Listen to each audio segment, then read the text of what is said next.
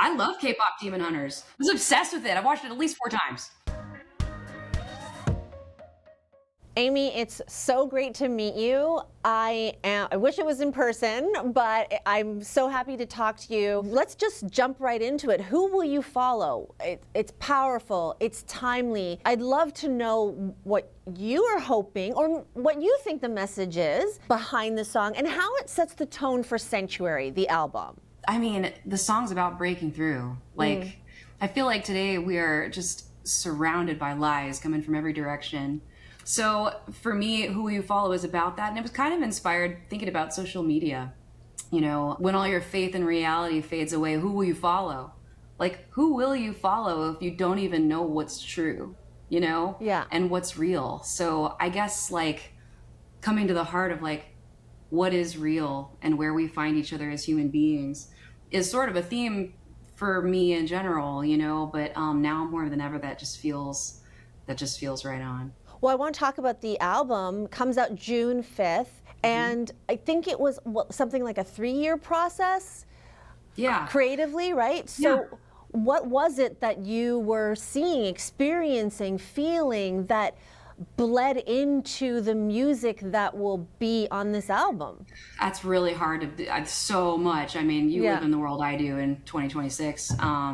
But, you know, like, there was a lot going on in our lives over the course of the last few years too. We've been busy, busier than I thought that we would be. So it's been such a beautiful thing as we've been touring and also like making music for films. Like we got to do something for this ballerina film and also collabs. Like it's just been this time where I feel like connection, like between artists, producers, musicians, but just that same feeling of connecting with people and the way that us as humans need that human connection. It all feels like it's all happening in real time, like in the world, but also for me personally. There's a lot to clap back against right now. There's a lot that we are up against in the world. There's a lot to stand up and say, no, that's not cool. And a lot of frustration and anger about like the way things have gotten in our country, but also around the world, where it just feels like there's these obvious, blatant wrongs, you know, and it feels like we are powerless against it. And we're not. I truly believe in humanity, and I believe that it's worth fighting for. So I hope that, you know, through that expression, you know, which is so needed for me, but I know it's good for other people. Like when we come together in our music, it's all of us, right? Like we're all feeling all these feelings. I hope that like through all that expression, that the hope and the love and the point really comes through, that we are powerful and love is powerful. And we have the ability, as long as we remember we're not alone and there's so many of us, you know, to stand up for what's right and make a better world.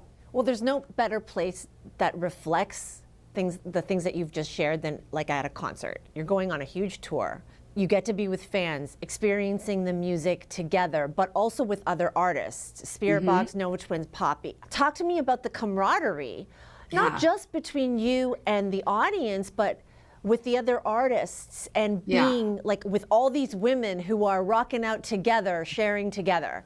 I mean, building a tour of like people you actually like hanging out with and making music with is the best. That's the goal. So yeah, I'm very excited.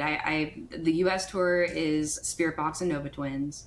And then we'll be doing shows with Poppy and the Nova Twins in Europe. And then K.Flay gets on for like the UK shows and a couple of other special things. So it's just really like all those collaborative moments that were kind of naturally happening last year coming to life, and definitely like a good dose of, you know, that feminist spirit of us like standing together and showing that I don't know, that we're strong. But I love the fact that it's all just really about great music, right? Yeah. Like it's not about, oh, I'm picking this because it's a girl. Those are the bands I listen to. So I'm very excited to share all this music. We're working on a really special, big production, like kind of bigger than ever before. So I'm just like deep in that now. Like my brain is fully on the visuals and the creation of this show.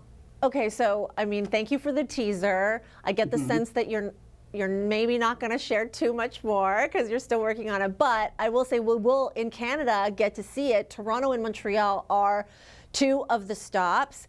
I want to know, when you are touring, when you're traveling, when you're on the road like that, do you get a chance to get out and see the city and hang out and go where people recommend where you eat? Like, what is that life like for you? It's a balance. Like, I have to put like the show first, so I can't always do everything that I want. We got to spend our off days kind of chill. But yeah, that's always like the goal, is at least go get a great meal. I actually love Toronto. I got engaged in Toronto. Spent a lot of time there. And I'll have my husband with me. So like me and my husband and my son will all be there. So hopefully, yes, please recommend me something that we should You got engaged in Toronto? I did. That's amazing. Yeah. Okay, I'm sorry and you can shut me down if this is too nosy, but like, do you remember where? Is this okay, like... we don't. This was not a horse carriage boat ride, knee in the sand. It was very chill, like at our hotel. Okay, got it. No big story, but I mean, I feel like for me and how crazy like my life can be, especially, you know, like we're on the road and everything's all a big production. That was actually the best that it could have been, that it was just like normal, like one-on-one. So your family's going to travel with you. Yeah. What is the artist's life of balancing being a parent and a rock star? Yeah, I got to take it day by day for sure. But like the fact that I get to share this with them is so great. It's just, you know, we have to take it tour by tour, you know, and see what's happening in our lives and what's possible. My son's 11 and he's really getting into rock music right now, which is so exciting. He's very excited about our new album, biggest fan. So he's been really looking forward to this summer, like coming out with Sleeping in the Bunk, you know, the whole thing. But yeah, it's a balance because there's a lot to do and, you know, your attention being pulled in a lot of different directions. And I want to be a great mom more than anything. Yeah. So I'm trying my best to do that. But I want to also put on the best show ever. So just gotta, I don't know. They're all things I'm passionate about. It's nothing that it's like, I don't want to do this. I want to do all of it. But it takes a lot of energy. Yeah. I got a lot of energy right now. I'm feeling good.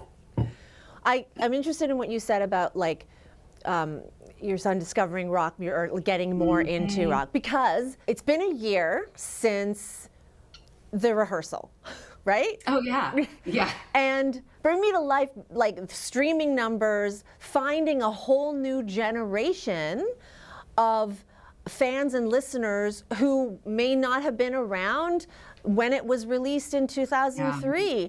What is that like for you as an artist to see the cycles of music? That's why they say music is forever, an art form that lives beyond. Like, for you on the other side, what was that experience like? It's just surreal and beautiful. Well, and fun because like that, Nathan Fielder is so bizarre and amazing. And the pitch that was like approving the license for it was so mysterious. Like, I was like, I don't even understand what this is really explaining. Yeah. But it sounds fascinating and it's worth just like, just say yes. Like, let's check it out. He's amazing. And then I literally, you know, saw it when the episode came out and just crying. Like, I mean, it's just creativity. It's just beautiful creativity and thought, you know. I thought that whole thing with the pilots, that whole season was fascinating on its own, completely separate from anything about us.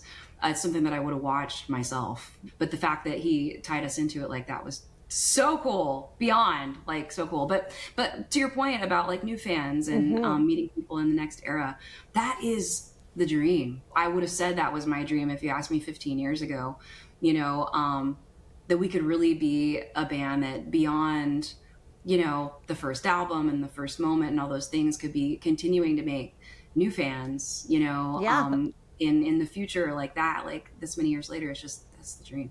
I'm not sure if you knew this. I'm sure, hopefully you did. But a few months after that, The Rehearsal, the song, your song, was also very viral because it got mashed up with one of the songs from K-Pop Demon Hunters. Did you know this? No. So I love K-Pop Demon Hunters. I was obsessed with it. I watched it at least 4 times. So millions of listens, because of course, if you love the movie, then you know how popular it was. Yeah. So speaking of the creativity that you're talking about, so the people who love the soundtrack started mashing up some of the songs from the soundtrack with other hit songs like yours. So there's a song called Your Idol from K-Pop Demon Hunters that Bring Back to Life was mashed up. Yes, and it slaps is basically what the kids say. I'll look it up. I'm guessing you saw it on YouTube. It was the one I saw was from a creator, maybe music person called Nick Tolvert, and so there's like a YouTube for it, and there are different versions, like one without your voice, one with your voice, and those videos have accumulated millions of views and listens. Thanks for telling me that. I'm gonna go check it out right after this.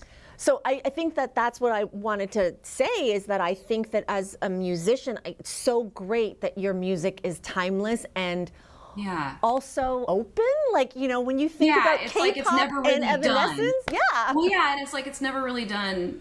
It's still something that you can build on and make a new idea out of, you know. It has a life of its own, you know, beyond that first moment. It's so cool. Well, thank you. You're so cool. I'm such a fan. I'm so honored to talk to you. Congratulations on everything, on the new album. Have a great time on tour. And can't wait to see you in Toronto. And thanks for your time. Can't wait to see you guys. Thank you for taking the time talking to me today. Thank you.